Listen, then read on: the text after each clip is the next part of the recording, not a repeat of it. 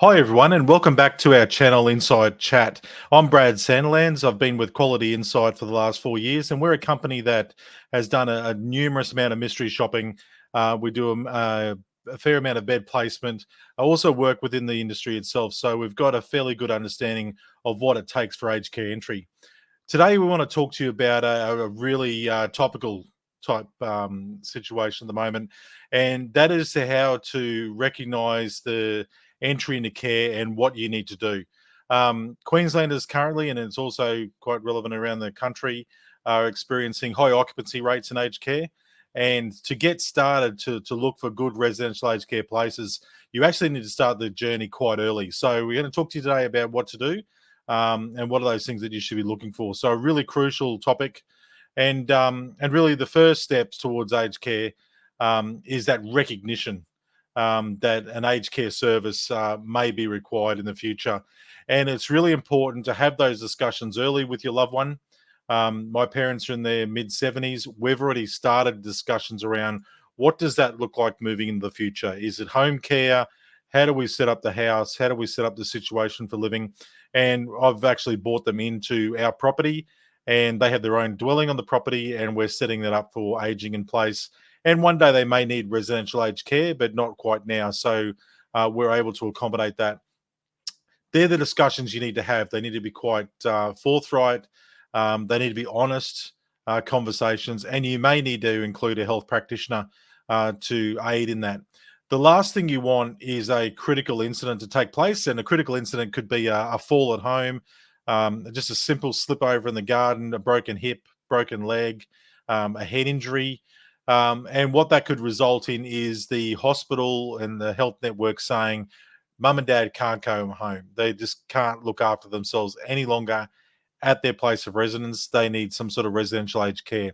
If you find yourself in that situation, you're also finding yourself with limited opportunities or limited choices in terms of what you want to do. Some lucky ones can navigate that through quite quickly, but generally a hospital is looking to, once they've stabilized the ailment that's caused the admission into hospital, they're looking to discharge quite quickly. And those they're having quite difficult conversations with people about, look, we know you've got to get out. We've got to help you find residential aged care. You need to start accepting whatever place is given to you. I can tell you from experience that you don't necessarily have to accept the first place given, but your choices are definitely dwindling. So it's better to be prepared earlier, and that's what we want to talk to you about today. So, what are those first steps when you're talking about coming into care? The first one really is you need that aged care assessment. What that assessment does, it gives you your guidepost, if you like, in terms of what sort of care are you eligible for under your current state. So that could be that you need some basic assistance with daily living. Could be some medication management. It could be a little bit more around some cares. But basically, you're looking at stuff that keeps you in your home longer, but you need a little bit of help around that. So that's what home care is there to provide. And it covers off 4 levels of packages, if you like, in terms of what some sort of support you get. A home care accredited provider is to provide those services or help manage your account. There are other providers out there that help you self-manage whatever package you're on, but essentially that care service is designed to help you stay in your home and perform your daily tasks with little to no sort of interruption to your daily living. As you progress through the levels, obviously, that means your care needs are getting higher and higher.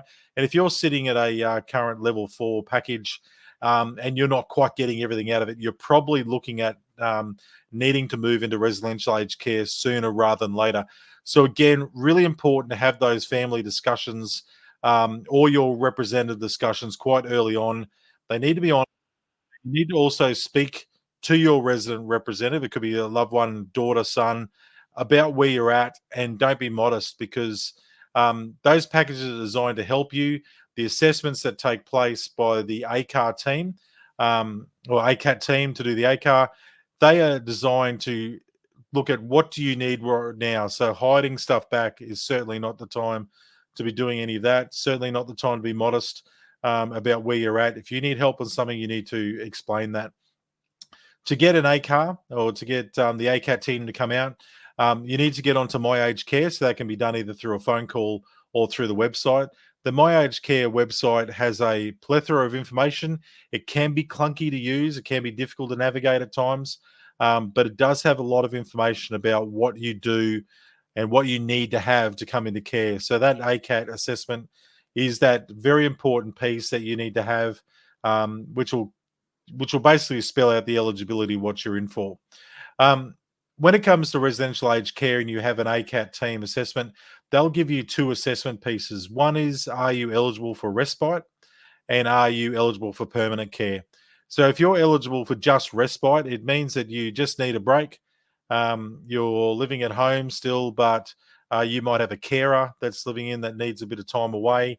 You might be looking after yourself, but you've had some surgery, or you've had a bit of a turn and you need a bit of time with someone there 24/7 to look after you. So that respite care is designed for that. You are eligible for 63 days a year in a calendar year, but that really is determined by the provider that you're looking at as well. So not all providers will give you the 63 days. It's not designed to be 63 days in a row and then you switch to permanent care. There's some different funding and I suppose services that are attached to all that. But you do need to look at respite care as being that. It's just a short break for you or a loved one to make sure that you get that 24/7 care that you deserve. And it's then designed for you to either move into permanent care or go back home and continue your daily living. When you're coming into permanent care, that means you're moving into a facility that has care staff available around the clock. Um, that provider will also have access to allied health services. He'll have access to GP services. Um, There'll be other health network services like CarePack and Radar, which are relevant to the Brisbane market, that are there to tap in to help residential aged care providers care for their residents. Of course, now within residential aged care, there are mandated minutes. So each care home now has to have a certain amount of RN minutes, so registered nurse minutes, as well as care minutes. Those carers could be called assistants in nursing, so AINs, or they could be PCWs, personal care workers, but essentially they're there to assist you in your daily living. And that could be everything from getting you up in the morning, showered, teeth brushing, hair combed, getting dressed, down to breakfast, assist you in your breakfast, and then assist you in your activity sense, back to your room if you want to have a sleep, or continue some sort of self activity, watching some TV. But they're there to monitor and assist you all the way through. The registered staff are there to make sure that any ailments and any additional care needs are met. There's a hell of a lot of compliance involved in residential aged care. So you can just imagine there's a lot of checklists, a lot of checking on top of what's been taking place. So those registered staff are there to make sure that your care needs are absolutely met, from everything from wound care, medication management, your own physical well-being, and mental well-being as well. Within a residential aged care setting, you'll also expect to see clinical managers. So they're the oversight of the clinical team, home managers, facility managers, general managers, whatever they're called for that provider. They're there to ensure the running of the business. A typical residential aged care home that has 100 beds will probably have between 130 and 140 staff. So they're quite big businesses, and they're 24/7 businesses. So that management team are certainly on the hook for a fair amount of responsibility. And it's also their job to take on any escalations that take place. So if you have a concern or a compliment to give, it will generally hit the facility manager's desk quite quickly. So when you're assessing the needs to come in, you've got those different queries around what an ACAT will do and what gateway it will give you. So either home care or residential aged care. Really important, though, to check out as much information as you possibly can get. Um, when when doing a booking for the aged care assessment through the ACAT team, it's really important to make sure you have ready all the information that you need. So if, as I said before, if you do have ailments or you do have some concerns, you need to express them during that interview, so that assessor is able to make sure they've got everything you need to give you the right assessment piece. I can't highlight that enough, that it's not the time to hold back. It's the time to give all the facts that you have at hand to make sure you're getting the best assessment you possibly can. Um, when they also look at eligibility criteria to come into aged care, fees and charge, or your assets and incomes, can determine what your fees and charges are. So it's best to do a fair amount of research also around what are you looking for in terms of a living arrangement. It's based on your assets and income. Everyone who, every Australian can afford to come into residential aged care. Not every Australian will be entitled to different things in residential aged care. So that could be room type. If you're someone that doesn't have a lot of money and you're looking at Facility X, and Facility X has shared rooms and single rooms, you're more than likely to be offered shared room accommodation as opposed to single room accommodation. Um, it's also determined by your funding mechanisms in terms of care support. Um, you will not be put into a shared room if you need additional clinical care. Clinical care always gazumps what the financial situation is, but it's important to understand where you sit, and you need to express that with your asset and income forms when you're lodging them through to Services Australia, and they'll determine what level of means you come in. We'll do a heap of videos around the level of means piece, but basically you'll come into care, and whatever your level of means are, so low, moderate, or high, will determine your accommodation costs, and will also determine if you co-contribute to care costs. And those care costs are capped at an annual level and a lifetime level for a user pays. So don't be concerned if you've got to pay for your care forever. There are some caps built in place to make sure that, yep, you co-contribute to some of your care, but you're not doing it for all of it. So really important to get those forms right. And if you're someone who's helping a loved one go through the journey of residential aged care, you need to have all that information, pull it together, ask the tough questions about what's in the bank accounts and what other assets are there, because Services Australia certainly will find out if something's been misreported.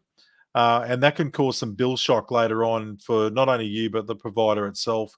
It causes a lot of red tape and messiness that just doesn't need to be there. So lots of preparation in terms of what you need.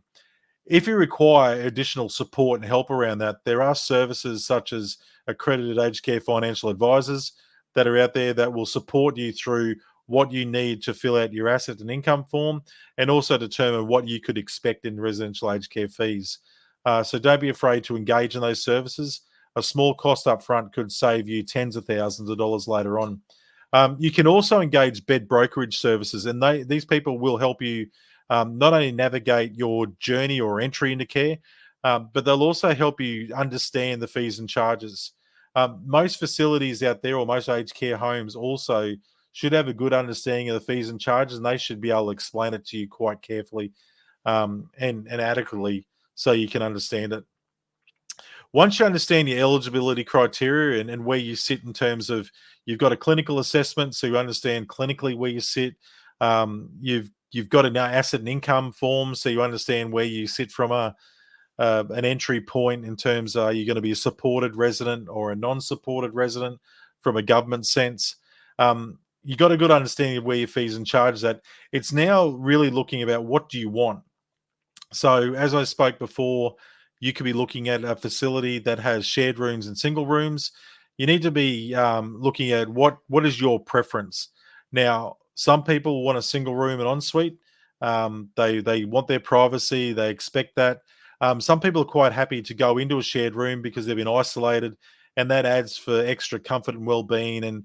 And we've seen some great examples where two people have been put together and they're great mates for the last page of their chapter, if you like, a last chapter of their book in terms of their life, and they've forged really good friendships. It can go the other way too. You can put two people in a room and they just don't mix, and the facility teams have to sort that out. But you need to understand, what are you looking for? So you're looking for a single room, you're looking for a shared room. Are you happy to have a room on the 6th floor? Do you want a room that's on the ground floor? You may need to go into a secure unit. You don't quite understand that. What does that mean? So you need to make sure you've got all those questions ready to go and what you want ready to go, so it determines where you look. You'll also have some limited choices, though, on some of the bigger homes. So if you've left your run too late, you may not be able to get that single room and ensuite. You may have to settle for a shared room or whatever room's available, and then hope that you can transfer into that space later on.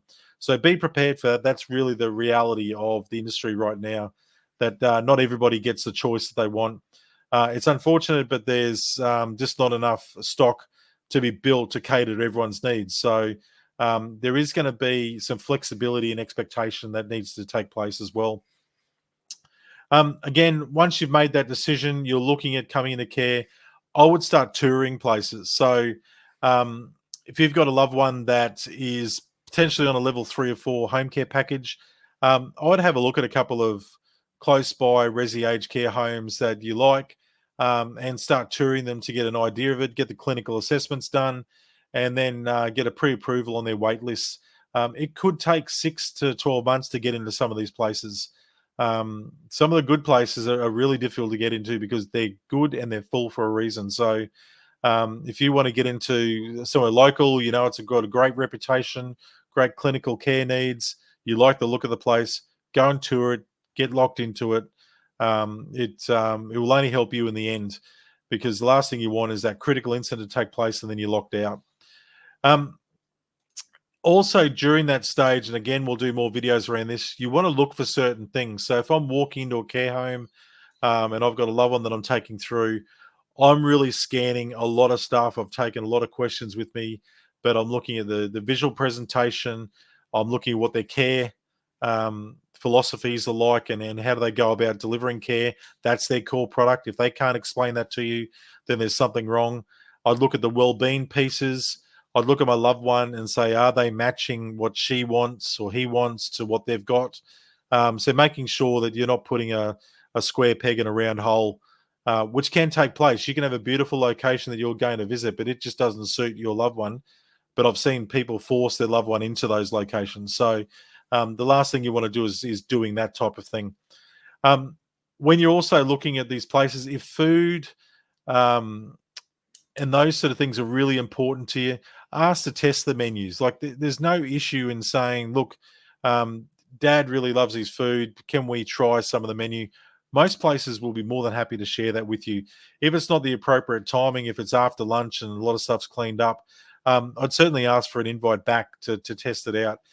There's no skin off the noses of any of these care providers to provide that sort of stuff. I'd also look for sight, sound, and smells.